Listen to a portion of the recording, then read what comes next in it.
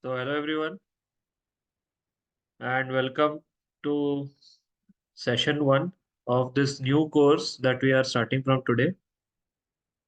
So first of all, I will thank everyone who has joined this course, and I can assure you that we will have a good time during this course. So I hope my voice is audible properly and you can see the screen as well, and you can see me also on the screen.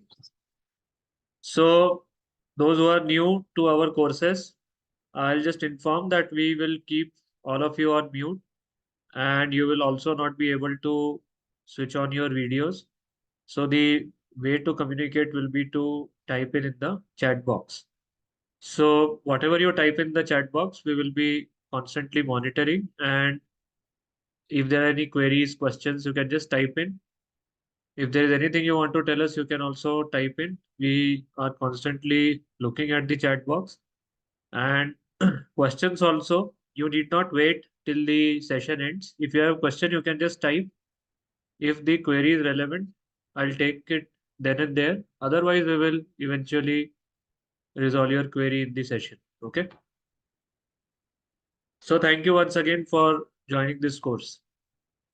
So it's a specialized project design course on one of the topics that is very close to me, and that is the design of steel pedestrian bridges. So it's a project design series course. That means we will be taking up an actual project and we will be doing it from starting to beginning as it would be done in a structural consultancy or as it would be done by a design engineer. So that's how we will be taking up this project. And of course, whatever needs to be done in the process of design of this project, we will be doing it. So let's begin. And I have a small presentation once again. So this will be the last presentation that I'll be showing you. From tomorrow onwards, we will be straight away looking into the project. So we'll quickly run through this. This slide is a repeat from the slide that I had shown you in the introductory session also, but I thought I'll add this slide. So let's see what is expected from a structural engineer, because we all are civil structural engineers. Some of us are practicing engineers, some of us are working professionals, others may be uh, others may be faculty members, or you may be undergraduate, postgraduate students. So, but we all are structural engineers.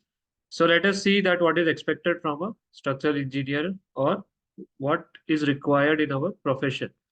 Then I'll come to what is meant by design. When I use the word design, what does the word design mean? And then we will quickly go to the steps involved. This also I had covered earlier, but I'll just repeat it once again, and details of the project. So let's start. And what is expected from a structural engineer? So as a structural engineer, we should have thorough understanding of the fundamentals, obviously. Understanding of structural system, this is extremely important. And understanding the load path, this is also important.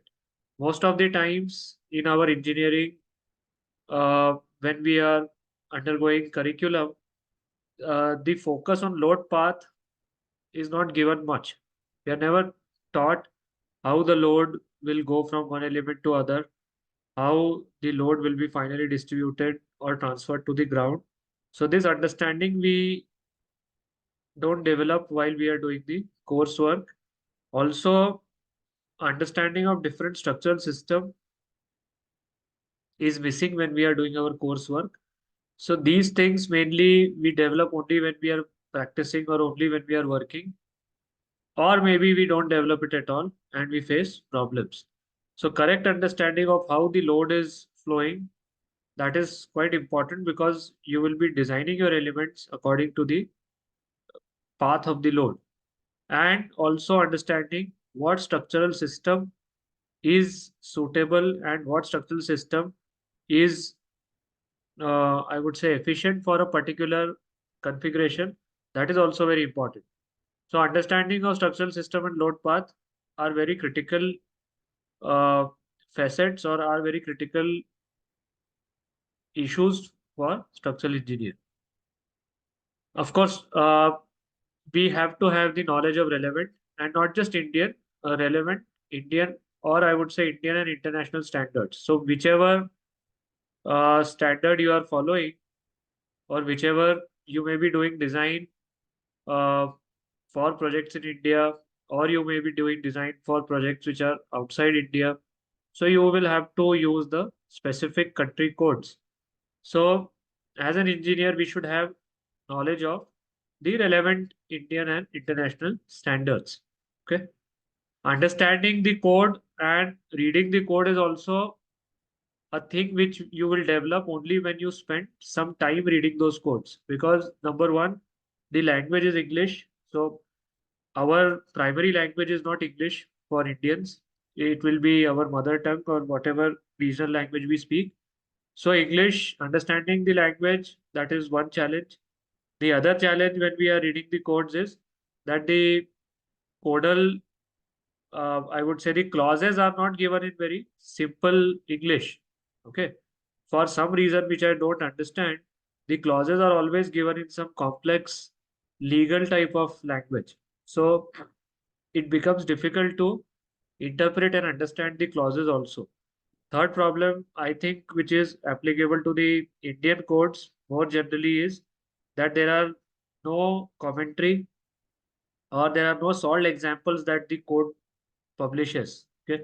If you see any American code, they will always have some commentary to go with, which explains the reason for a specific clause, etc. So such a thing is not there in the Indian codes. That is another problem. So all these things mean that understanding the code is a difficult thing for us engineers.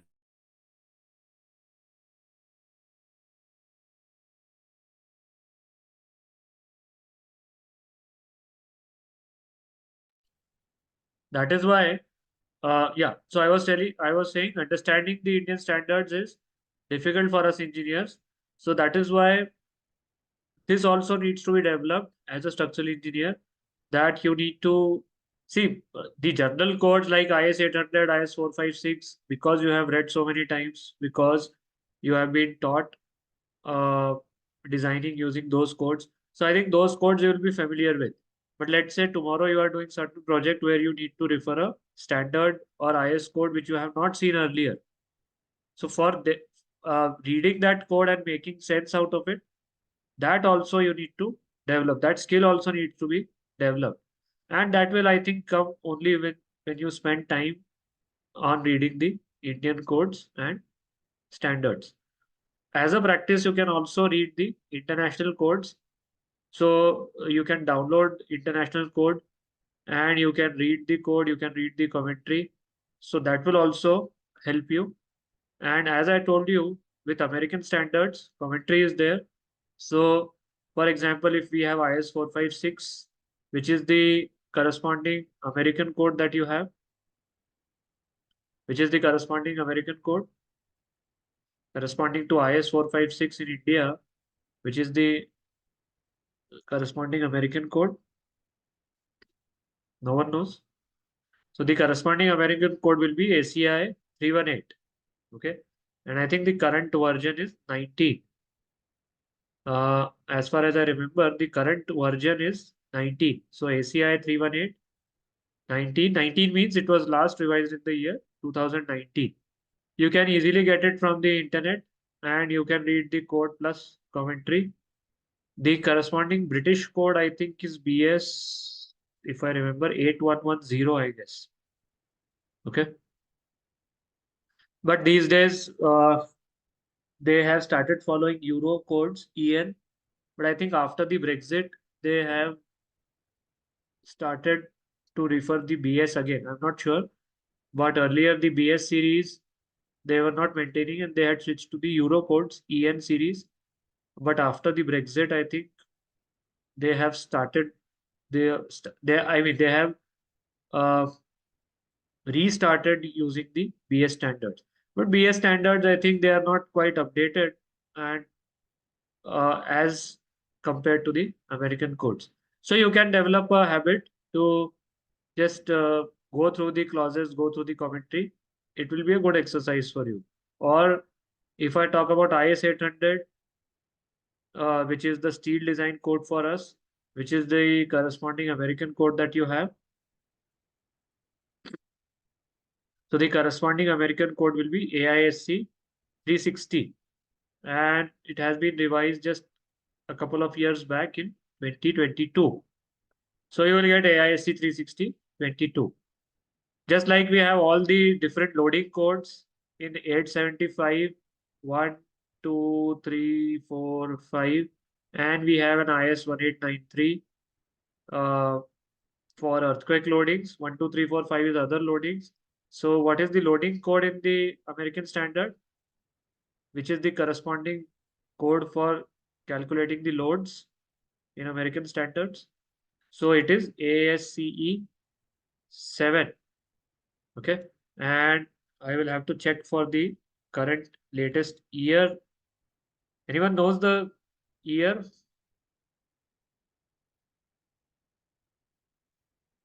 I'll just check the latest. I think 16. I have 16 with me. 22. ASC 22 is there? 7? I didn't know. If you have it with you, please share. ASCE 7.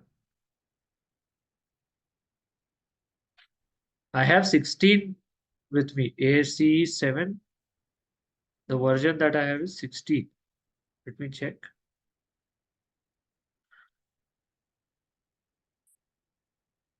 Okay, Mr.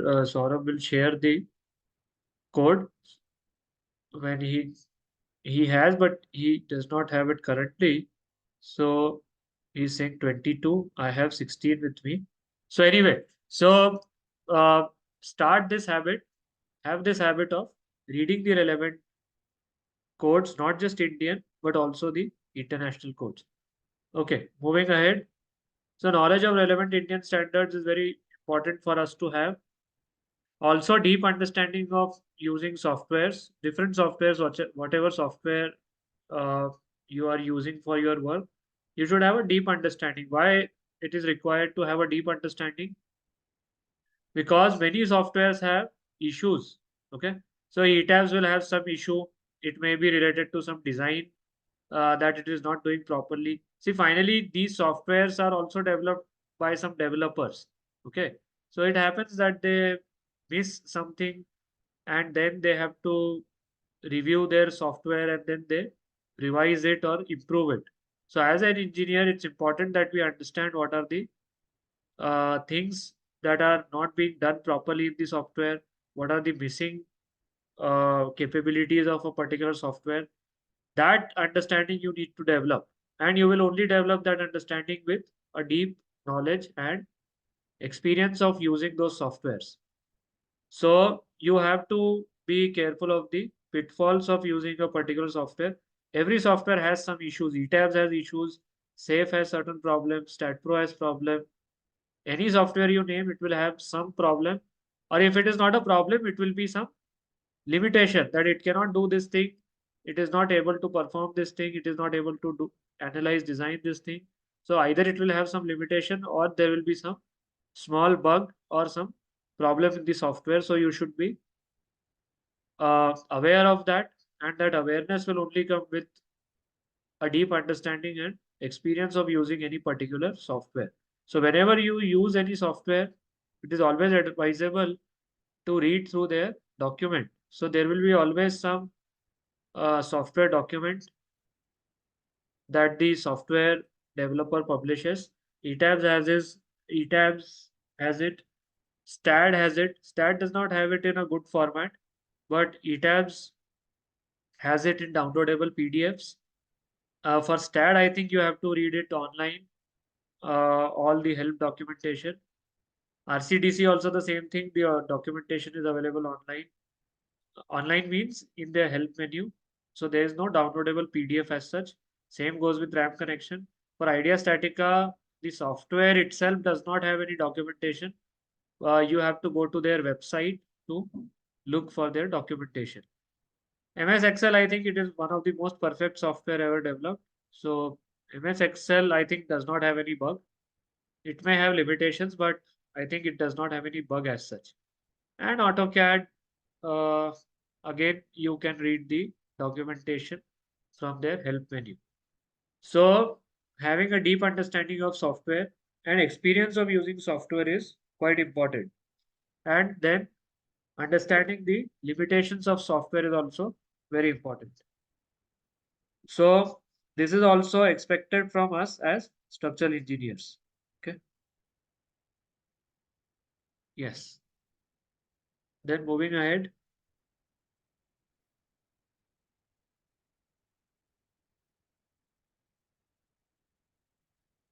So ability to design and detail various elements using software output, calculation, etc. So I think you understand this part. So as a structural engineer, you should have or you should be capable to design and detail various elements. So different firms or different people or different companies follow different process.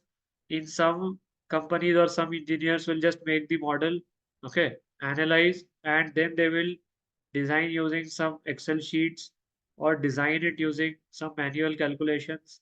Okay. Some of them will make this model and maybe take to some software, post-processing softwares like RCDC for design. Some companies will model and design both in the software itself. So there are different approach. The approach may be different. Different companies may be following different approach. But you should be aware of how to either do your uh, analysis or either do your design and detailing in the software itself, or how to take the outputs, do the manual calculations, or whatever is the practice you are following, how to do that. That ability as an engineer you should have. Okay. So this is also expected of a structural engineer that he or she knows it. And then ability to prepare drawings and details using any CAD software, computer aided drawing software. That ability you should have. You may not have the drafting. I mean, you may not be perfect in drafting because drafting again is a specialized work. So there are more qualified draftspersons who do this work. So you may not have that high level of competency when it comes to drafting, but at least you should be able to operate, handle, uh, and be able to draw basic details using CAD. How many of you have good experience of working on any CAD software, drawing software like AutoCAD or any software? How many of you are able to work on it?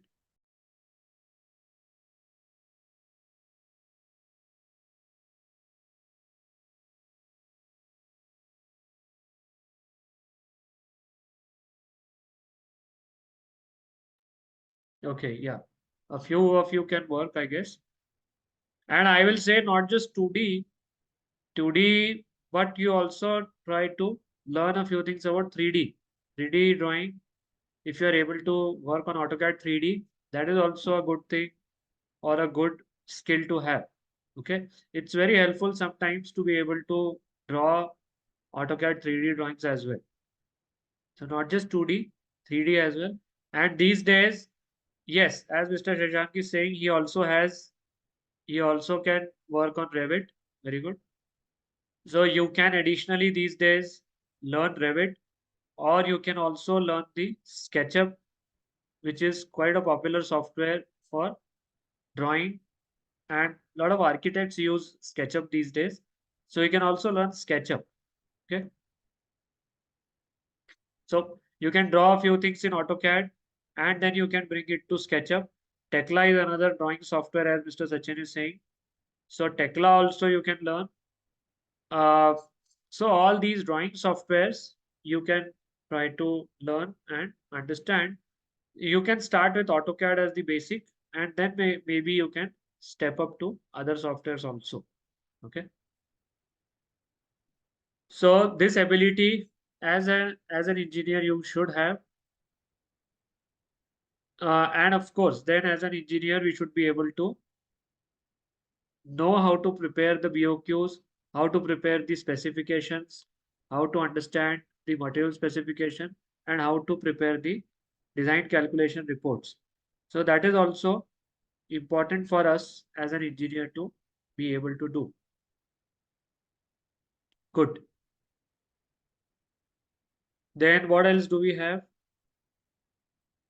And as you become senior, as you mature in your work, then you should be also uh, get yourselves involved in actual coordination with the client or other disciplines which are involved in your project. So as a structural engineer, you cannot work independently. You have to be interdependent on other disciplines also. So you should be able to coordinate effectively with architects or engineers from mechanical department or electrical department or HVAC, plumbing, firefighting. So there are a lot of coordination that happens in a actual project with other disciplines. And these days with the buildings which have a lot of services and there are a lot of functionalities which are dependent on the other engineering trades, this ability to coordinate, ability to manage also becomes very important skill for a structural engineer. And those who are working, they may be seeing this, that in their office also, there's a lot of coordination that goes on for a particular project with other disciplines. So developing that skill is also important. So all these are expected that as an engineer, you will be able to perform these things. And of course, having a good written and verbal communication skill in whichever language you are comfortable. So it's not as if you only have to do it in English or Hindi, whichever language you understand, your clients understand, your other disciplines understand. You should have a good written and verbal communication skill on that language. So all these things are expected, and as an engineer, you should try to develop these things. Uh, yeah. So as an engineer, you should try to develop these things. Okay. Good. What else? Okay. So then, what do you mean by this word design? What is meant by word design? When I say please design this, what do you understand by this word? Yes. Tell me. What do you understand by the word design? No one understands anything. When I'm using this word, what is meant by this word design? What do you understand by it? So if I say you have to design it, so what tasks you think you are expected to perform?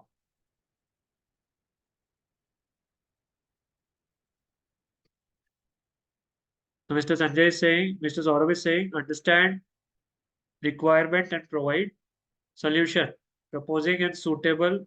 Uh, Sachin is saying proposing the suitable structural system with safe and economical sizes. Very good. Shashank is saying setting out parameters for any structure, and Mr. Jay is saying provide adequate section size or reinforcement with economy. Yeah.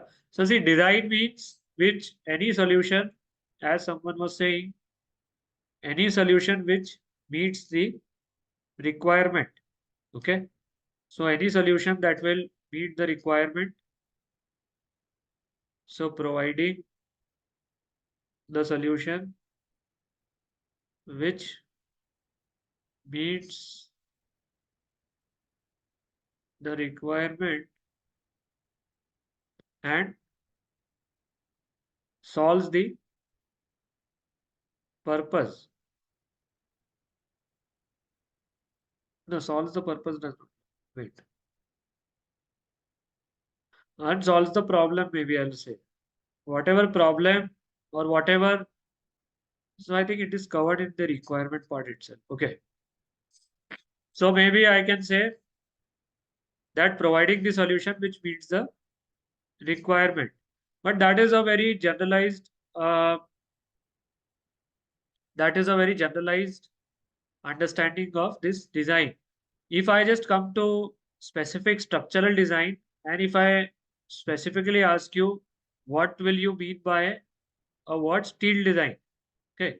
So the earlier definition, I don't think it's incorrect, but I just want to be more specific and just focus only on the maybe steel design and RCC design part. Okay. So if I ask you what is meant by steel design, or if I ask you what is meant by RCC design, what would you say? So I'll say in steel design, basically what you are going to do, what are you going to do in steel design? So basically you will be finding out the member sizes. That is what you are going to do, isn't it? So you will be finding out the member sizes for the structural system. So whatever structural system you have provided, for that you will be finding out the member sizes. Is it clear?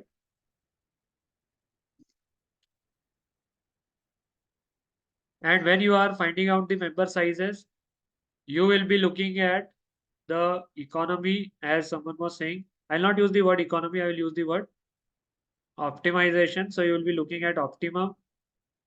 You will see that your sizes are optimum.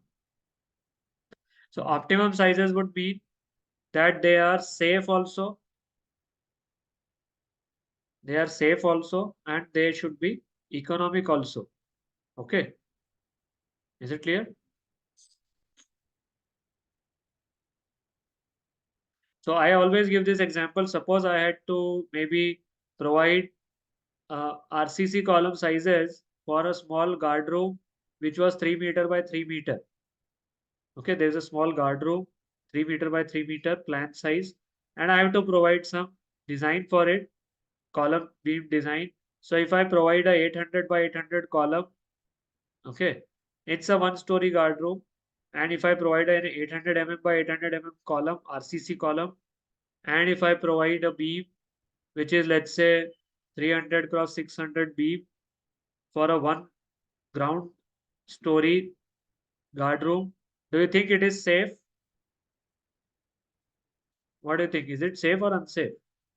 Even if you don't know anything about design, I think you will be able to at least judge it, that if I provide these sizes, is it safe or unsafe? So it's quite safe. I don't expect it to fall for another maybe 200, 300 years. Okay. So safety is taken care of.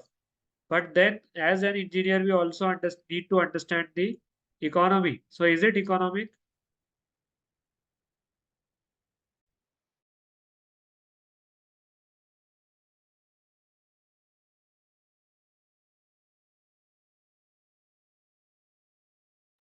So is it economic? So it's not economic. We quite understand it's not economic solution that we are providing.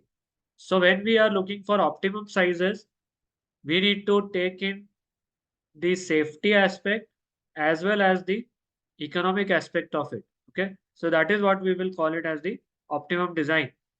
So when I say safety, we need to understand safety in two terms. We need to be careful of the safety against short term, or I would say safety against collapse. Our structure should not come down, fall down, and we should also be careful against the serviceability of our structure. That even if it's not falling down, it should remain to function as a serviceable structure which we can use. Okay. So collapse prevention and keeping in mind the issues of serviceability are also very important. See, when it comes to economy, the Empire State Building or even the World Trade Center, when was it built? When was the World Trade Center built? WTC. I think it was somewhere in 1960s. Or if I talk about the Empire State Building in Manhattan, New York, USA. So I think that was built in the 30s.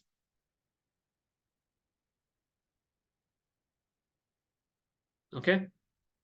Now, what if we were supposed to build this Empire State Building or WTC in today's day and age? So in today's day and age, with better understanding of materials, with better analysis, mathematical techniques available, with better construction practices available. What we will be able to do if I were to build an Empire State Building or a WTC today, I would be able to provide structures which are more optimum. You understand? Many, I mean, with time, we will be, because of these improvements, we will be able to optimize our structure. So if I was to build a Golden Gate Bridge today, I would certainly be able to save around 15 to 20% on the project.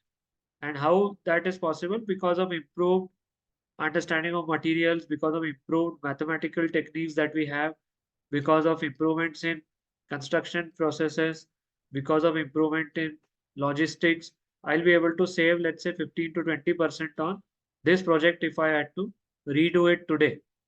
So optimization, you are able to achieve optimization with improvements in construction methodology and with better understanding of materials and structural systems. Okay. So optimization is an ongoing process. With time, you always tend to optimize your structures. You are able to optimize them in a better way. For example, if I talk about any car, earlier any car that you would drive would have a very poor mileage or would have a very poor average, isn't it? Maybe 8 to 10 kmpl will be their average. But these days, with improvements in emission systems, with improvement in design, these days, any car, I'm talking about a maybe 800 to 1000 cc engine cars right now. So any car that you see these days, it has a good average of around 16, 17 kmpl, isn't it? So the efficiency has improved, the design has optimized, and therefore the overall optimization is possible. Do you get it? So similar to this, in our structural engineering also, optimization is a continuous endeavor, and with time, with better understanding, with better materials, you always are able to optimize your structure in a better way. So when I talk about steel design, our task is to provide member sizes according to the structural system and provide an optimum solution. So the sizes shall be optimum.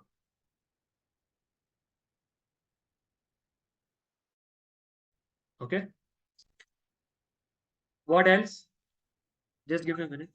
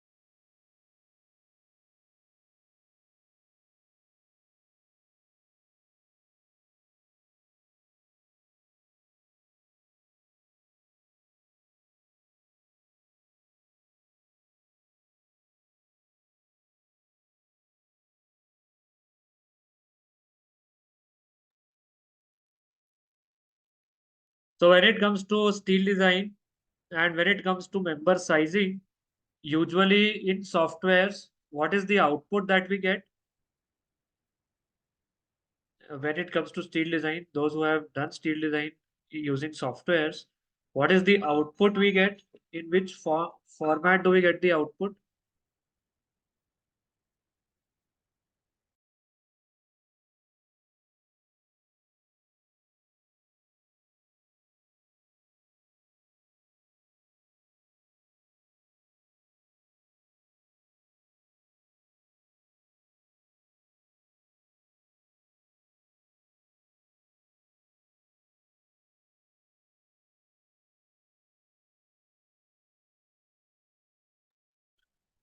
So what is the output we get when we do steel design in softwares? I'm asking particularly. So whenever we do any design in software, the output that we get is called as the utilization ratio.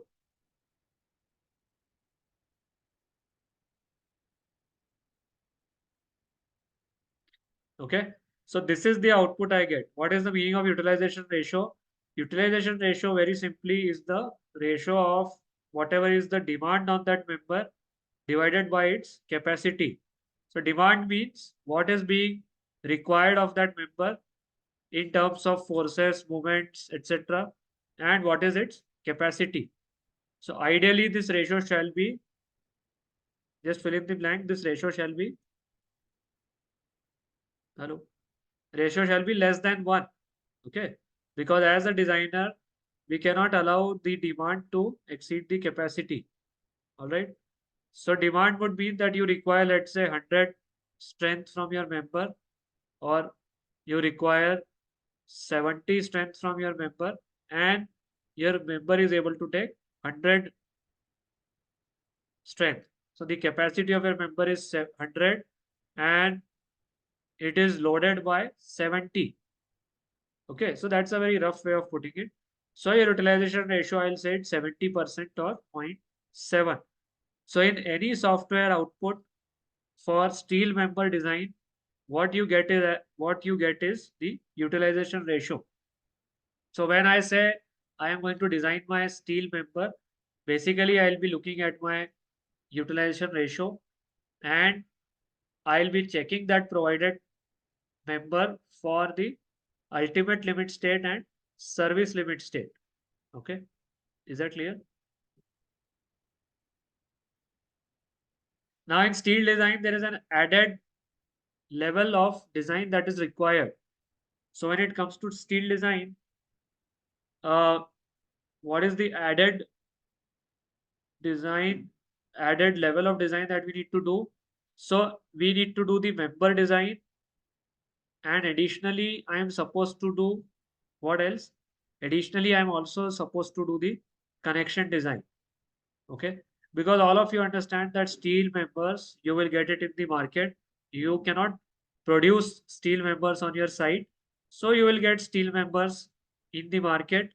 You will bring them, whatever, if it is in the plate form or ready-made member form, whatever it may be the form of that member. So you will have two steel members, and because they are two dissimilar units, they are not monolithic right now. So to make them monolithic, you will have to use a third element that will be called as the connection. So when it comes to steel design, it's very important that you are able to do the design for the member. Equally important is that you are able to do the design for the connection. Why do we not talk about the connections so much in concrete RCC design? Why don't we talk so much about the connections in RCC design? Because in RCC design, mostly the uh, because of the material and because of the construction process, the things become monolithic with each other. As Mr. Sachin is saying, that these things become monolithic, they are not disjointed as such. So because of the construction processes and because of the material, it is already sort of made monolithic. So there are no there is no disjointedness. Okay. So because it is monolithic, we don't talk so much about connections in case of RCC, reinforced cement concrete. In situ concreting, we don't talk so much about the connections. Where do we talk about connections in case of concrete structures? So connections become important when we are using the precast structures. Do you get it? If I'm using precast elements, then connections become important because again the same thing, we are making two dissimilar disjointed objects and we are connecting them in case of precast systems. So in precast again the connections become important. But in steel design, every steel structure will have two components. One will be the member, the other will be the connection. So we should be able to design both. Okay. When we do the connection design will not give us any utilization ratio as such. It does give, softwares give utilization ratio for connections also, but connection design will slightly be more complicated than the member design, because we have to think a lot.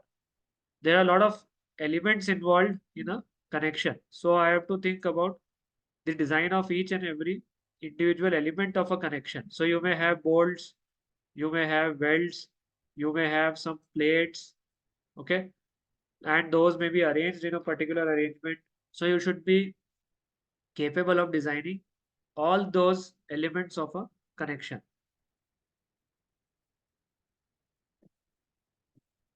So member design and connection design is to be done in a steel design.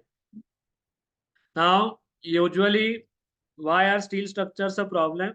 Because usually the failure, if it is observed, generally the steel structural failure mainly occurs at the connection level. Okay. So the failure in, if you observe any failure of a steel structure, usually it is initiated at the connection level. So as a designer, have to be very careful about the connections. Okay, very good. So what is meant by design?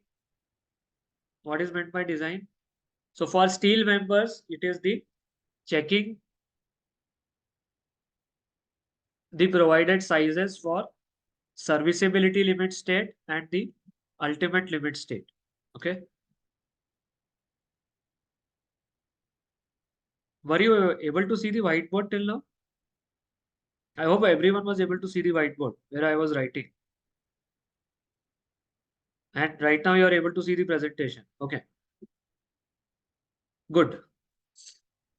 And for steel connections, it means finding the layout and the sizes of welds, bolts, and supporting plates. So I have written for steel members, steel design will mean checking the provided sizes for serviceability limit state and ultimate limit states.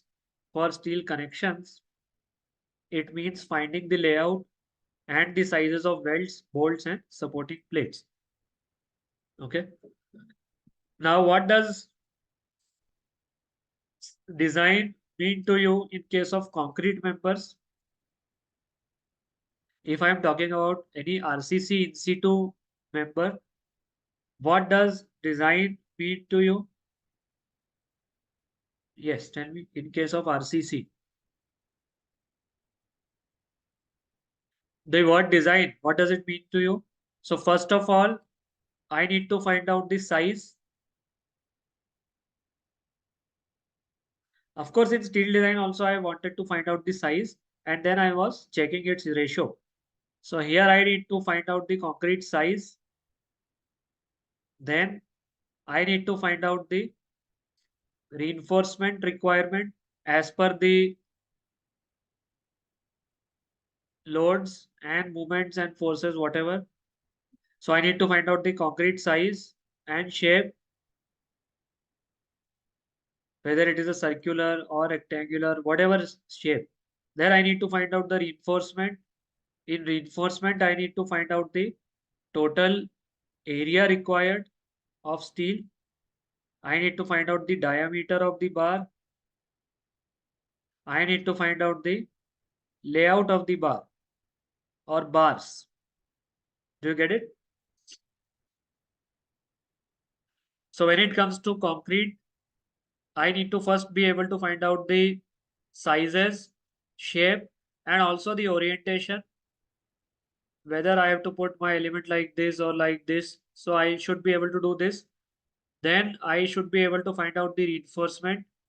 And when it comes to reinforcement, not just the reinforcement, but also the diameter, the number, okay, and the layout. Is it clear? So in case of RCC design, generally what is the output given by the software? What is the output given by the software when we do the RCC design? So usually in the software, we have to assume certain concrete size. Yes or no? We have to assume the concrete size usually. Okay.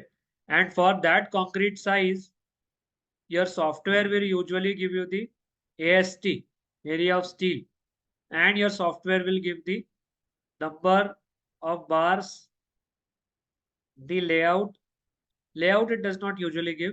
So it will usually give the number of bars and maybe diameter. Sometimes layout also. Some softwares will give the layout also.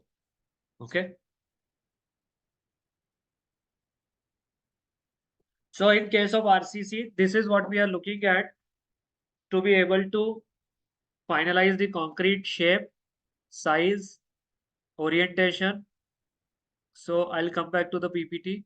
So finalization of size, orientation and shape of the member, then finding out the reinforcement. And when it comes to reinforcement, diameter and number, and then finding out the reinforcement layout. So all these are required of us when it comes to RCC design. Now I'll just once again explain the iterative process of design that we follow. So in every course, I talk about it, but it's important that we understand this iterative process.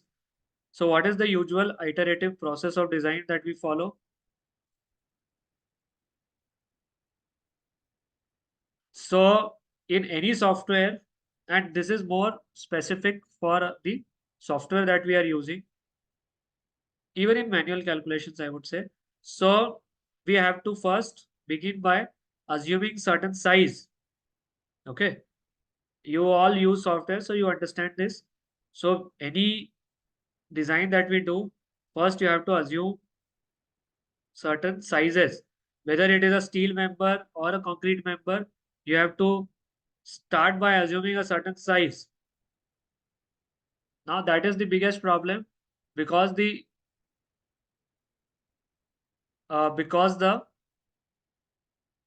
what is the word I should use? Because the required output was the design. I mean, the required output or why we were doing the design was basically to find out the size. Now here the problem is that we have to begin by assuming a certain size. Why that is required? Why we have to assume certain size? Because in most of our structural systems are indeterminate systems. What happens in indeterminate systems? In indeterminate systems, the size plays an important role. Why? Because the stiffness distribution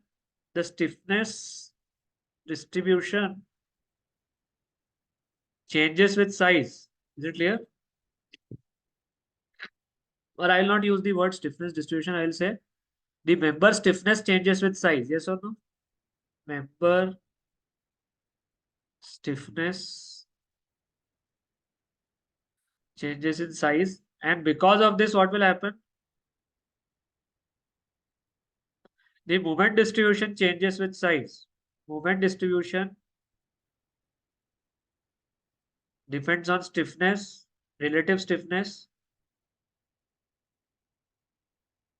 And when I change the sizes, the stiffness changes, the relative stiffness changes, and the moment distribution changes. So when the moment distribution changes, when the moment on the member will change, obviously it has to be accordingly designed and accordingly sized. So the problem is that unless I do not have a size to begin with, I cannot run the analysis. Are you getting this point? Yes or no?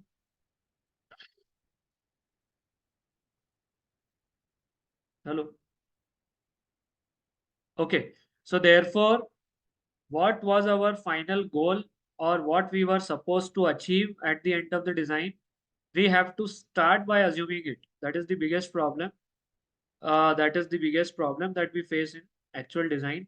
That finding out the member sizes was our end goal, but I have to start my analysis with an assumed size in the beginning. Okay. So I assume certain sizes. Of course, the loading, I apply the loads. Load is applied. Analysis is done. And then I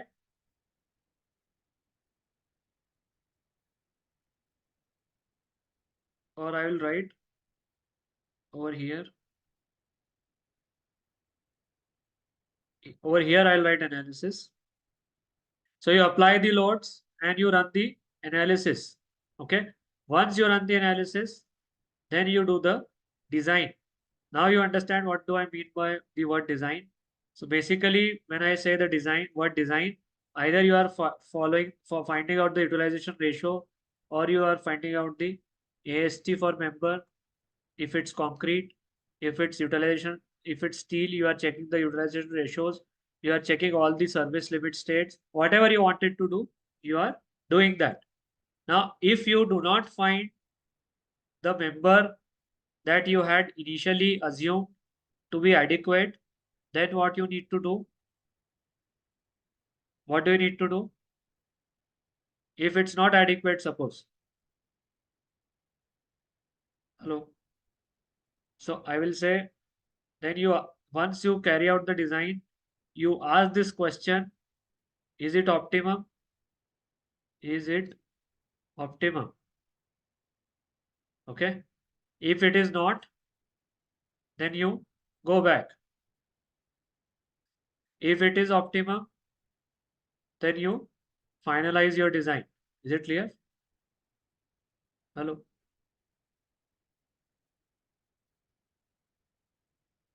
So this is the iterative process of design that we have to follow. And even if you don't have this flowchart in your mind, invariably you are following the same iterative process. So you first assume certain size, you apply loads on your model. I'm talking more about the computer model right now, because that is what we do as a structural engineer these days. So you apply loads, you perform the analysis. Once you perform the analysis, then you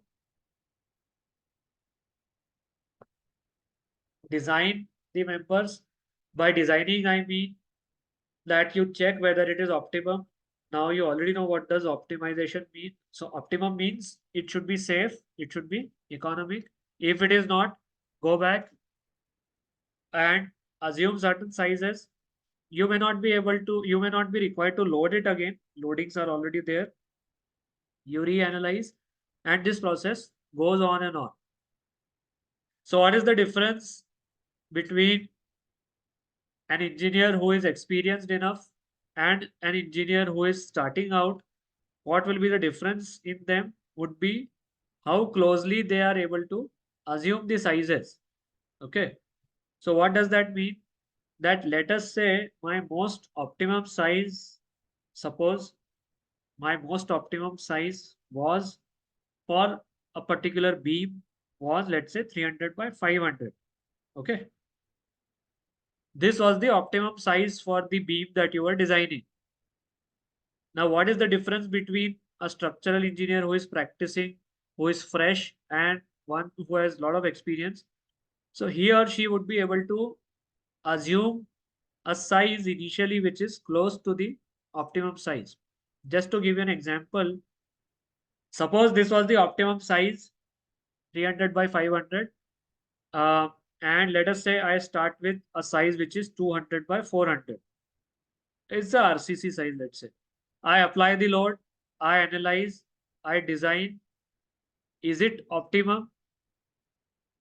In optimum, I will just write down two things, safe and economic. Okay. So which of these two aspects is not being met by a 200 by 400 size? Yes, tell me. Which of these two aspects is not being met? I'm saying my target optimum size, not target, the end result. Let's say I already know the end result, and my most optimum size for this design was 300 by 500. And as an engineer, Of course, I don't know this optimum size to begin with. So I start with a 200 by 400 size. So now, is it optimum? No. And which aspect is not being met? The safety aspect is not being met. Okay. Of course, it will cost you less. A 200 by 400 size will cost you less than 300 by 500 size. But it's not safe. So safety is not being met. So I go back and what do? I change this size. So I make it 200 by 500.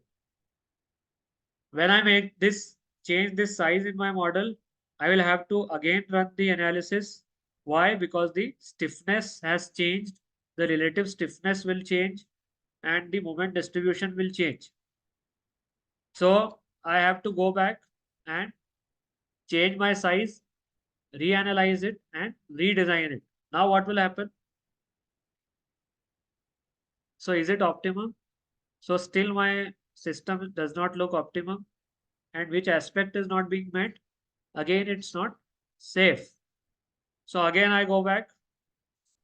Again, I do a third iteration. This time, maybe I do 300 by 500.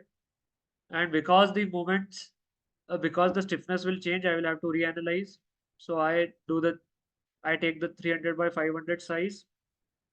I analyze it again. And again, I go for design. And now when I check, is it safe?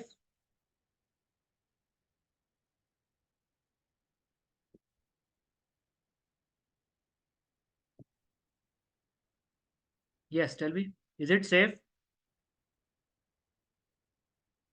So now when I choose a 300 by 500 size, yes, it is safe and it is also economic. So I come to this conclusion that the safety is also being met and the economy is also being achieved. So I will say that this is the most optimum solution that I have achieved or that I have got. Okay. Now I could have approached this iteration process. So basically, how many times I needed to iterate? So this was my iteration one, this was my iteration two, this was my iteration three. So maybe in the third iteration, I was able to find the optimum size for this particular element. There might have been someone who approached this in a different manner. So suppose I started with a size 300 by 1000. All right. For the same element, where the most optimum size was 300 by 500, let us say I started with a size 300 by 1000. I run the analysis, I do the design. Now, is it optimum? Is the 300 by 1000 size optimum? Hello, what do you think? Is the 300 by 1000 size optimum? Yes, no, no. Which aspect of optimization is not being met? Is it safe? Is the 300 by 1000 size safe? So it is safe, remember, because the requirement, the most optimum requirement was only 300 by 500. So when I'm providing a 300 by 1000 size, it is safe, but then it is not economic. So as I told you, we need to not only check for economy, but we have to, we not only need to check for safety, but I need to check for the overall economy also. So I need to then provide a solution which is economically also viable. So a 300 by 1000, while it is safe, it is not economic. Therefore, it is not optimum. So then let's say I again do another iteration. This time I change it to 300 by 800. Again, I do the analysis, design. Again, I see that it is not optimum. And in optimization, it is not economic. It is safe, but it is not economic. So again, I go back and in the third iteration, maybe I take this size 300 by 500 and I run the analysis, design. And this time I see that it is the most safe and economic solution possible. So do you understand the iterative process of design? You Someone may be approaching from this side, that initially they chose a size which was not safe, and then they increase the size to provide safety. Some other engineer may be approaching it from this side. All right, just give me a minute, I'll be back.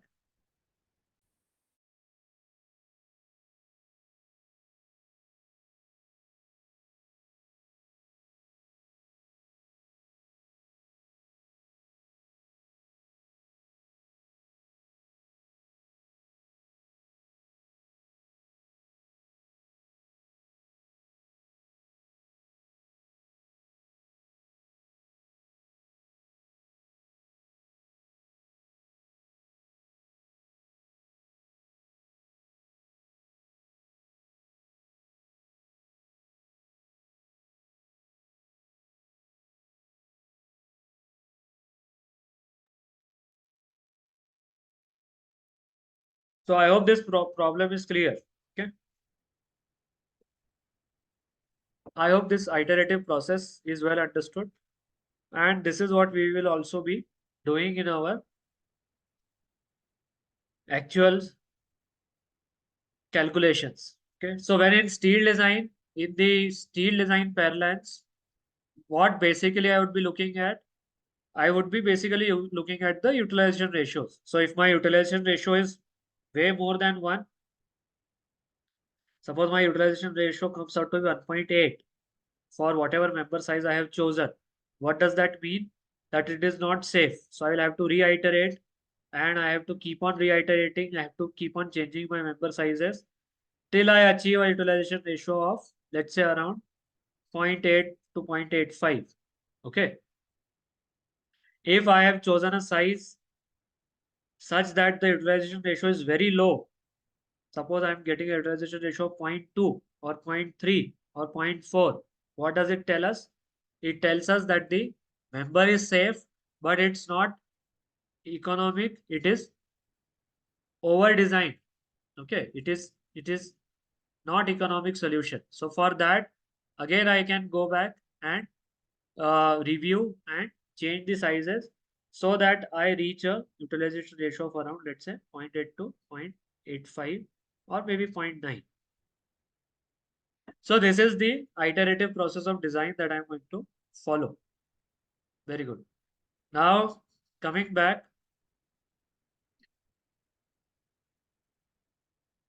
to the project involved, and I'll just quickly take you through the steps, even though I had covered this in the introductory session also.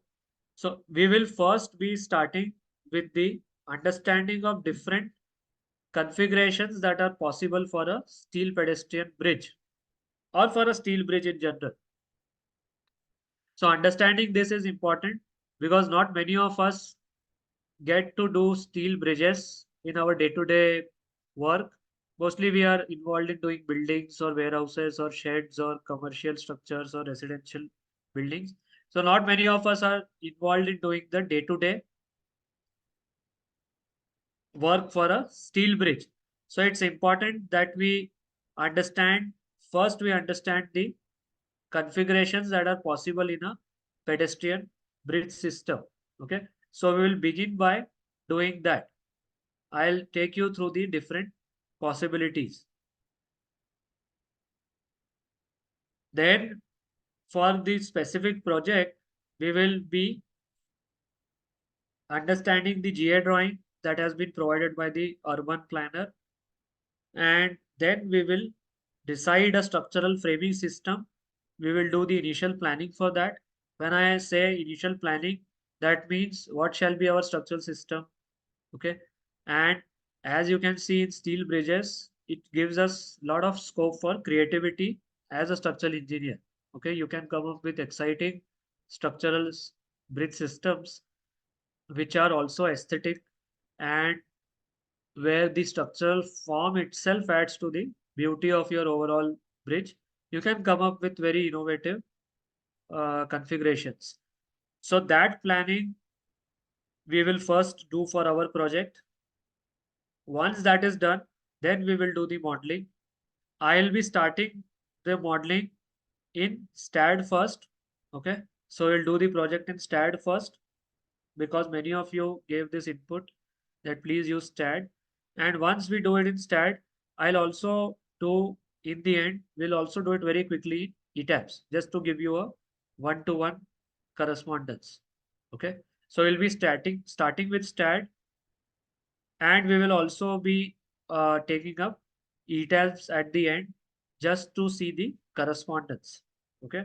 How it would have been possible in ETABS. That also we will do. But in the end, then so we will do the modeling, then we will do the calculation for loads, gravity loads, live loads, pedestrian loads, and I'll be doing that as per the relevant IRC standard. So what is the relevant IRC standard that I'll be using, that we need to use? Tell me, what is the relevant IRC standard that we need to use? Srinivas is asking, STAT Pro Connect Edition. Yes, we will be using the STAT Pro Connect Edition, the latest STAT Pro.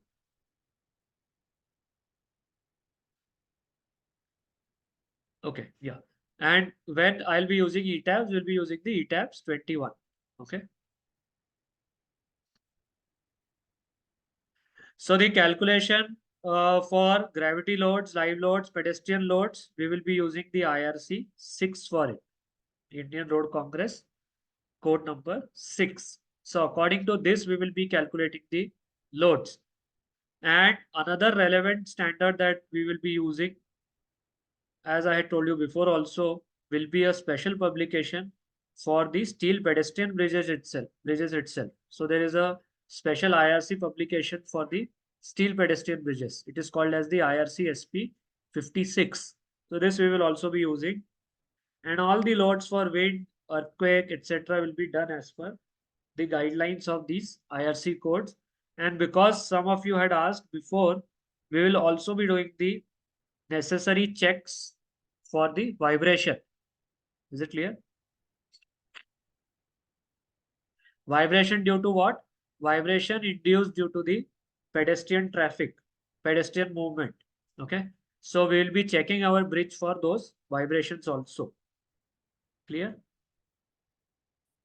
Then what we will be doing? Once this is done, then we will, once the loads are calculated, that is, then we will be applying those loads. Then we will do the analysis design of the members. Once that is done, if required, we will also do the design using the Excel sheets, or we will try to take the design outputs from the software itself. Connection design, which is extremely important, we will be doing it using the Idea Statica software and Excel sheets if required.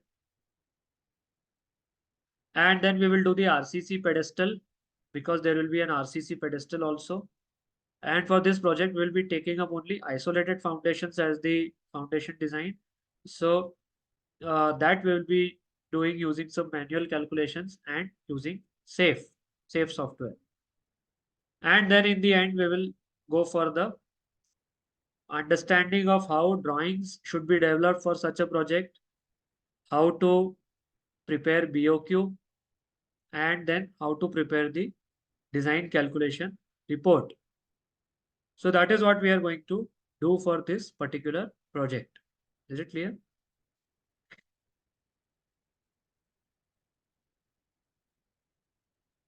Very good. So before I start with the details for this project, I just like to tell you, I will just like to take you through some of the previous pedestrian steel bridge projects that we have done in the past at our consultancy firm. So I told you this steel pedestrian bridge topic is close to my heart. Why so? Because we have tried to do a lot of, we have tried to develop and do a lot of such projects in the past.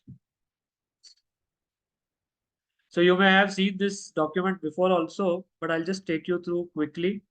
So some of the steel pedestrian bridge projects that we have done, and A few examples are over here. So in all these projects, we were involved in developing the concept. So the shape, the structural system has been thought by us, developed by us, and then we also did the design and detailing of it. So this bridge is at Haridwar, Har Ki Pauri, and the concept was developed by us. We call it as the Shiv Dhanush Bridge, uh, because this is Haridwar and because this is where the river Ganga enters into the northern plains of India. So it's called as the Haridwar, that means the gate of Hari. And so we thought that because Ganga is supposed to come from the Shivji's head, so Shiv also has a significance at Haridwar. So we thought that to represent Shiv, we thought that we will use his Dhanush as the structural concept. Okay, Dhanush of Shiv, Bhagwan Shiv is very significant in our ancient history. So that's why we made a shape like this, Dhanush. Dhanush means a bow. Okay, so this is the structural shape that has been made. You can see the shape over here, and this is all structural system. This is nothing is I would say nothing is an architectural feature only or an elevational feature only. All these are part of the structural system itself. Okay. So this was the shape that we had developed, and then we designed it.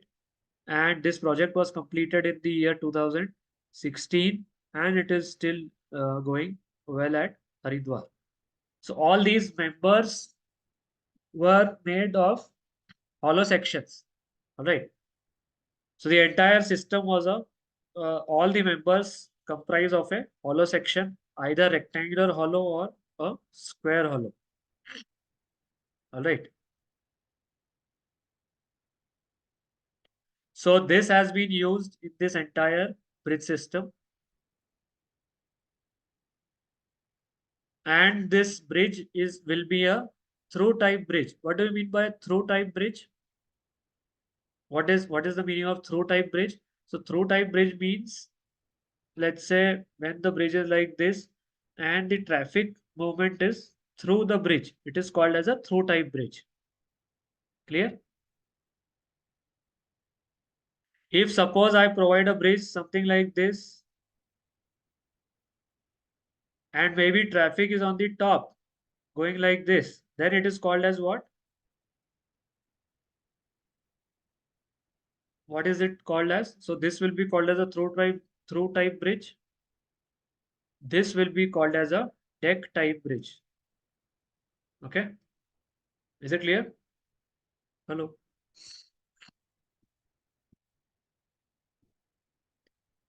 Okay. So this is a through type bridge and the structural system is a simple truss system. So this entire shape that you see is nothing but a truss, steel truss. So this shape itself is a shape of a truss.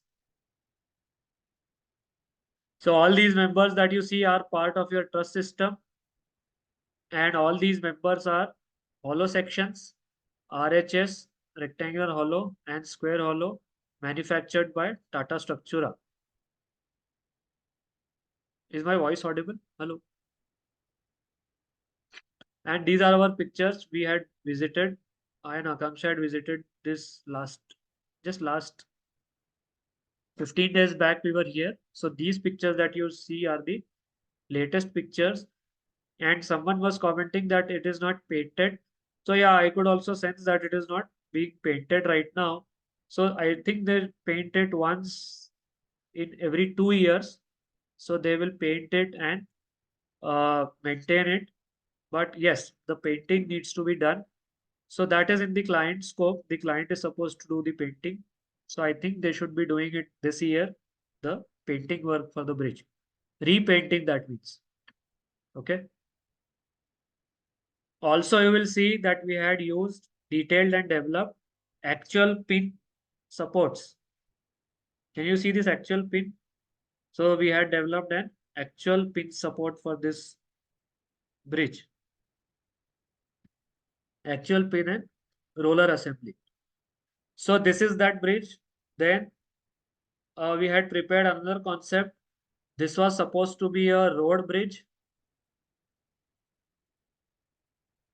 This was supposed to be a road bridge.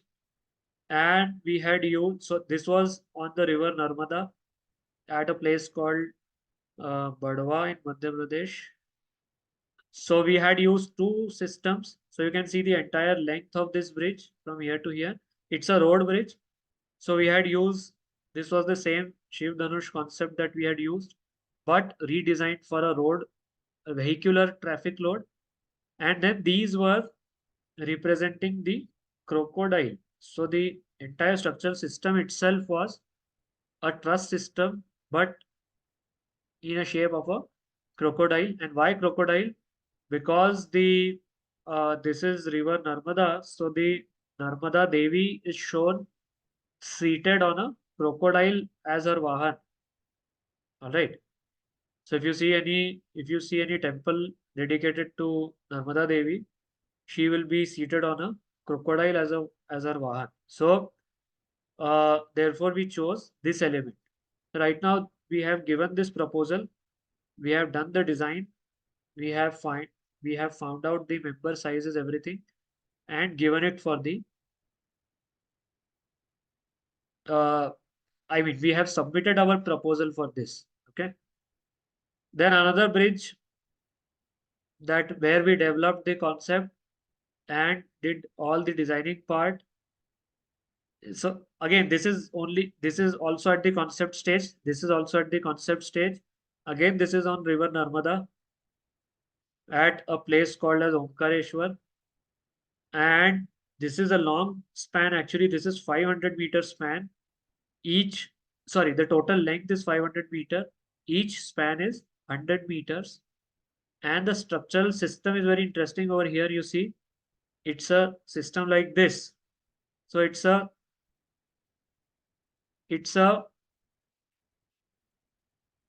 uh, the system goes like this in the shape of a wave of the river.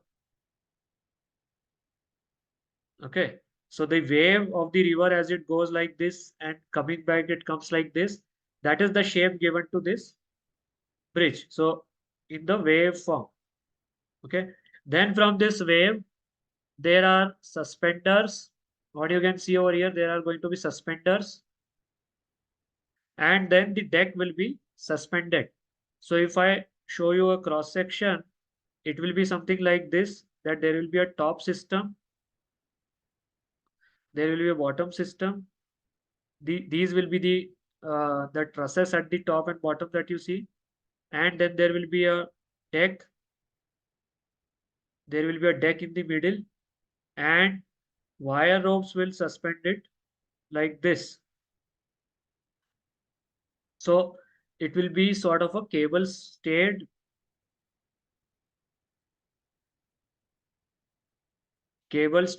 deck truss system. Clear? Do you get the system? So the steel deck is over here, which I am showing it in the red color. Any person who is walking like this on this deck. And the deck itself is suspended through cables, wire ropes. And these wire ropes are connected to the main truss that you see over here, which is in the wave form. I hope you get it. Okay. So this is another interesting concept that we have submitted. And let's see what happens with this. Mr. Sachin is saying Crocodile Narmada Bridge is supported on wall-shaped piers. Yeah, it was a river bridge. It was a river bridge. And because it was to be designed for vehicular load, so these are wall-shaped piers at the usual spacing for which road bridges are provided. I think it's somewhere around 42 meter. So all these are wall-shaped piers.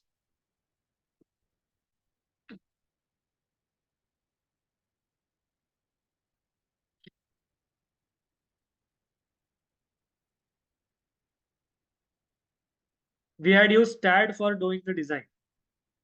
All these bridges that I'm showing you, we had done the design on STAAD software. Then this is another bridge, which is a small cable suspension bridge in Indore. These are actual photos. It's a small length. It's around 45 meters, I guess. But it is the only suspension bridge in Indore till date. And it's again a pedestrian bridge over the river that we have in Indore. And it's a complete uh, steel pedestrian bridge. You can see the pylons made up of built up members. Okay. And then you have the wire rope, etc. And then the stiffened deck over here. So this is another project that we did. Then this was a project that we had done at Rewa, Madhya Pradesh. These are the actual photos that you can see. So here the system was this is a truss element that you can see at the top. Okay. And then the cables are hanging from this, and then the cable is supporting the deck. So this is, I think, what is this called as bowstring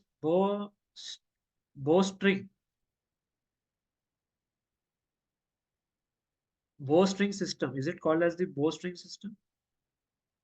So very simple philosophy. Basically, in a bow, what happens is that this becomes the compression arch. Okay. And this becomes the tension. This takes the tension, axial tension, like this. Okay. And then this, basically the deck is getting suspended from these wire ropes, cables. So whatever load is coming will first come on the deck. It will elongate these cables. The cables will come under tension. That will be transferred to this upper truss, which is also going to take the compression. So it's a compression truss as such. And that compression, either you can manage by providing supports, which are fixed supports, which restrain the translation. So either you can provide a support over here which restrains the translation, and or if you don't want to provide a support which can restrain the translation, you can provide a roller kind of assembly. In that case, this will be under compression, and in that case, this will come under tension. Do you get it? Bowstring. The name is something bowstring or bow tied, something like that. Okay. So we had gone for a assembly where these were pin and roller joints. Why did we go for this assembly? Because the supporting column and the supporting column and footing, we wanted to reduce the moment on this column footing. Okay. If I go for a support that restrains the translation, then it will create a very large horizontal reaction, and your footing has to be designed for that large horizontal reaction. So to save our footing from designing it for very large movement, we went for a pin roller assembly so that it is able to translate. But when we allow the translation, we have to be mindful of this fact that the tension has to be taken by your bottom chord. So this bottom chord is also acting as the deck, and it also has to act to take the tension. Do you get it? Hello? And when I do this kind of an assembly, what it helps me is that there are no horizontal reactions as such. So I am able to design my movement only for the axial loads. And in that way, I am able to economize my footing. So because we had a weak soil strata over there, we had to come up with this, I would say, this adjustment. Do you get it? Hello? Okay. So this was at Riva, but unfortunately, in the floods, so this was not supposed to be designed as a bridge which could take the water current flowing above the deck level. So of course the deck level was provided above the HFL, but I think in that year there was some record rains at Riva. This was inside a park actually. This was not in the city Riva. It was in a eco park. And what happened was that the flood waters were usually controlled by a gate, a small barrage that was upstream. But that year, because of extremely heavy rainfall, that barrage did not function well, and the flood levels went above the HFL, and it basically drowned the bridge. And then this bridge was flown away with the flood waters. Of course, there was no harm to anyone, any life as such, because they had closed down the park because of the heavy flooding. So unfortunately, this bridge was washed away. But it was a good system that we had provided. And another system that we had provided was for a footover bridge at a railway station, and not providing the usual boring looking bridges that there are. We had come up with this system where we had circular pipes running through the entire length of the bridge, like this, what you can see over here, 8 pipes running through. And then we had these helical systems to provide it rigidity. So these were helical pipes that were sort of woven around the circular, this big circular tube. There were the helical pipes that were woven around it. Okay. So this was another concept that we had developed and prepared and done the design and submitted it to the government agency for their approval. But unfortunately, we have not got the approval till date. Let's see when it happens. So these are some of the practical projects where we were involved in preparing the concept and preparing the design and preparing the drawings for it. Okay. Is it clear? Very good. So I think uh, in this project also, we will try to develop some interesting structural system first, which is economic and repeatable and modular. And let's see how we go about it. Very good. So the details of this project, I think I'll stop over here for today, and maybe we can start with the details of this project from tomorrow.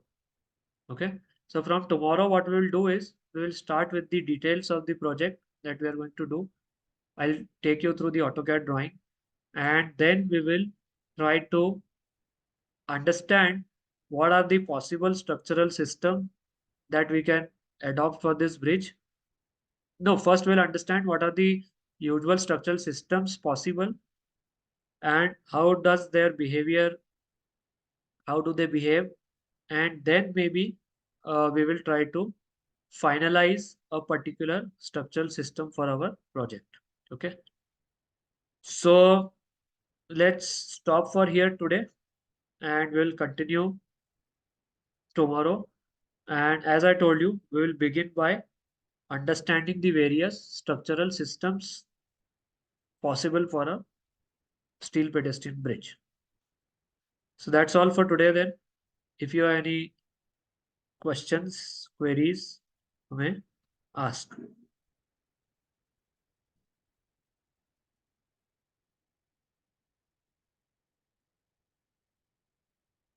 Yes, anything you would like to ask?